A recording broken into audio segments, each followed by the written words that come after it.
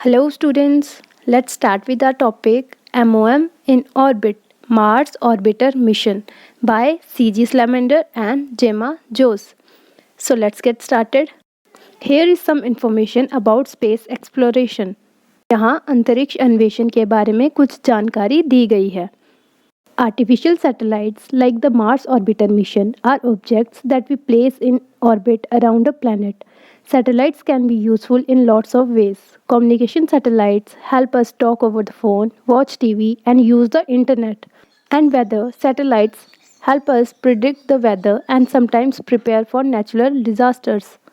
Mars orbiter mission के जैसा ही artificial satellite वह वस्तु है जिन्हें हम एक ग्रह के चारों ओर की कक्षा में रखते हैं.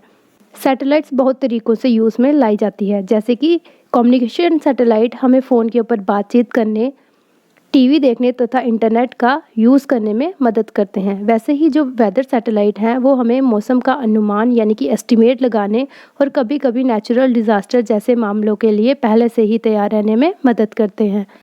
The satellite placed into orbit around Mars will send us photographs and information about the climate, the presence of water, and the natural environment of the planet. With this information, scientists will be able to find out more about how planets are formed and why Earth is the only planet to harbor intelligent life. Who knows, perhaps these satellites will help us find life on other planets in the universe.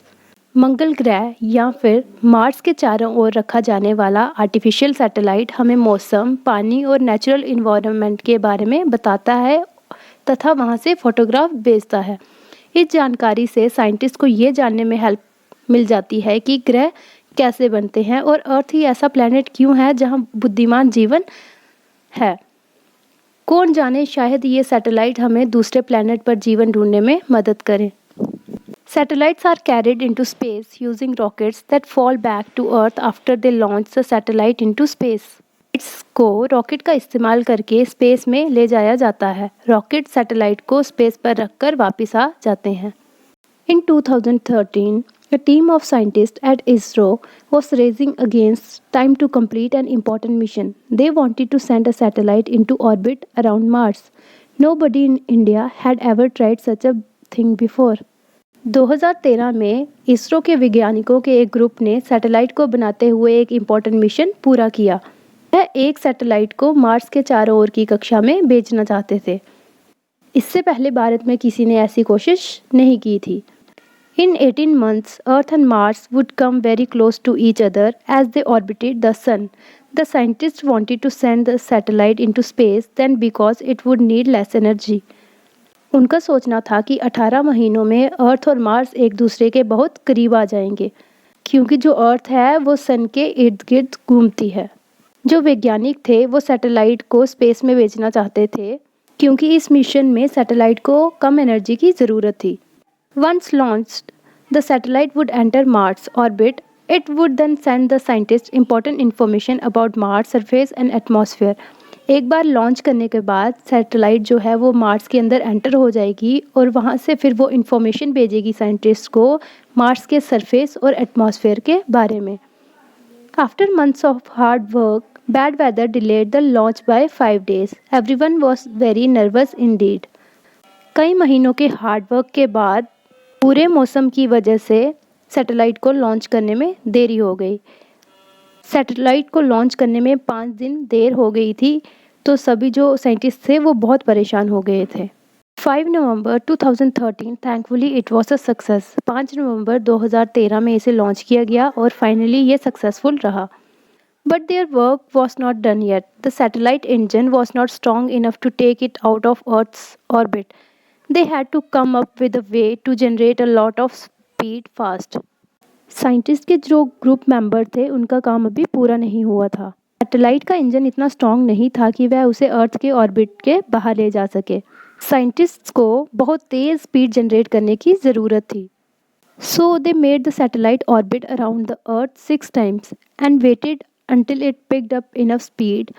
Then they fired the engine to thrust the satellite out of Earth's orbit. Scientist ने अर्थ के चारों ओर satellite orbit को 6 बार ले जाया गया और तब तक वेट करते रहे जब तक कि सैटेलाइट ने पूरी स्पीड नहीं पकड़ ली. उन्होंने पृथ्वी की कक्षा से सैटेलाइट को बाहर निकालने के लिए इंजन फेंके। The technique they used is a lot like when you tie a ball to a piece of string and rotate it over your head until it builds enough energy to fly out of your hand with great speed। जो तरीका उन्होंने use किया वो कुछ प्रकार ऐसा है जैसे आप एक बॉल को स्ट्रिंग के पीस के साथ बांधते हैं और उसे अपने सर के ऊपर से गोल गोल घुमाते हैं। जब तक बॉल एनर्जी ना पकड़ ले तब तक आप उसे घुमाते ही रहते हैं अपने हाथों से। The next obstacle the scientist faced was getting the satellite into Mars orbit. जो नेक्स्ट मुश्किल साइंटिस्ट को आई वह थी सैटेलाइट्स को मार्स की ऑर्बिट में भेजना। If the satellite was too slow, it would crash into Mars, and if it was too fast, it would miss the planet's orbit and drift off into space। अगर जो satellite है वो बहुत slow होती तो जो मार्स है वहाँ पे दुर्घटना हो सकती थी, यानी कि हादसा हो सकता था। और अगर बहुत फास्ट होती तो ये प्लैनेट की ऑर्बिट को मिस कर देती और सीधा स्पेस में चली जाती। It was as if they had to hit the target from thousands of miles away। Scientist को उस टाइम ऐसा लग रहा था जैसे उन्होंने रास्ते में हज़ारों मीलों से निशाना साधना पड़ रहा है। The moment of truth had finally arrived. Everyone was on tenterhooks until they hear three little words. Scientist का सच्चाई फेस करने का वक्त आ गया था। हर कोई घबराया हुआ था कि वह छोटे 3 शब्द कब सुने। India successfully launched it's first satellite into Mars orbit on the very first attempt. India ने अपनी फर्स्ट अटेम्प्ट में ही सक्सेसफुली लॉन्च किया अपना फर्स्ट सैटेलाइट मार्स ऑर्बिट में। It is hard to believe now that India's first attempt to launch a satellite into space ended in failure 1979। अब आपके लिए ये विश्वास करना मुश्किल है कि भारत अनसक्सेसफुल रहा था एक बार सैटेलाइट लॉन्च करने में 1971 में।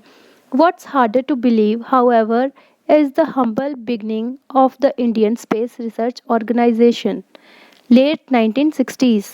ये मानना मुश्किल है कि भारत स्पेस रिसर्च ऑर्गेनाइजेशन के लिए ये एक शुरुआत है। Perhaps the hardest thing to believe is that India is today one of the most important spaceport in the world। और ये मानना भी मुश्किल है कि इंडिया आज फर्स्ट इम्पॉर्टेंट स्पेसपोर्ट है पूरे विश्व में, वर्ल्ड में। ISRO has come a long way since the days of bullock carts hauling in important rocket parts. They have built one of the most reliable rocket ships, developed a space program from scratch, and even launched 104 satellites stimulously।